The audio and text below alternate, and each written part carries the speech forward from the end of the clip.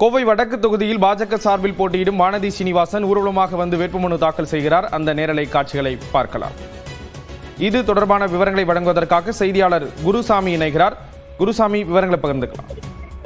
ஸ்ரீராம், கோவை வடக்கு சட்டமன்ற தொகுதியில் தேசிய ஜனநாயக கூட்டணியினுடைய வேட்பாளராக பாரதிய ஜனதா கட்சியின் வேட்பாளர் வானதி சீனிவாசன் களமிறக்கப்படுகிறார்.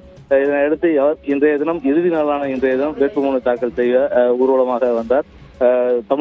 தமிழ்நாடு வேளாண்மை பல்கலைக்கழகத்திலிருந்து ஊர்வலமாக கிளம்பிய அவர் வேளாண் இணை இயக்குநர் அலுவலகத்தில் வேட்புமனு தாக்கல் செய்யக்கூடிய அலுவலகம் வரை ஊர்வலமாக வந்தார். அவருடன் ராஜஸ்தான் முதல்வர் பஜன்லால் சர்மா மற்றும் பாரதிய ஜனதா கட்சியின் முன்னாள் மாநில தலைவர் அண்ணாமலை மற்றும் வடக்கு தொகுதியினுடைய அதிமுக பொறுப்பாளர் சந்திரசேகர் உள்ளிட்டோர் அவருடன் வாகனத்தில் ஊர்வலமாக வந்தனர்.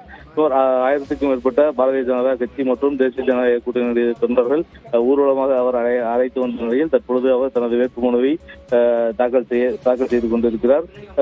வேளாண் அலுவலகத்தில் இருக்கக்கூடிய தேர்தல் நடத்தும் அலுவலர் வாணி லட்சுமியிடம் தனது வேட்புமனுவை வானதி சீனிவாசன் தற்போது வழங்கியிருக்கிறார். அவருடன் ராஜஸ்தான் முதல்வர் பஜன்லால் சர்மா மற்றும் முன்னாள் மாநில தலைவர் அண்ணாமலை உள்ளிட்டோர் உடன் இருக்கிறார்கள். தற்போது வேட்புமனுவை அவர் தாக்கல் செய்திருக்கிறார். இறுதி நாளான இன்றைய தினம் கோவை நகரில் பல்வேறு பகுதிகளில் முக்கியமான வேட்பாளர்கள் அனைவரும் தங்களது வேட்புமனுக்களை தாக்கல் செய்து கொண்டிருக்கக்கூடிய நிலையில் தற்போது வானதி சீனிவாசன் தனது வேட்புமனுவை இங்கே தாக்கல் செய்திருக்கிறார். ஸ்ரீராம், விவரங்களை வழங்கியதற்கு நன்றி குருசாமி.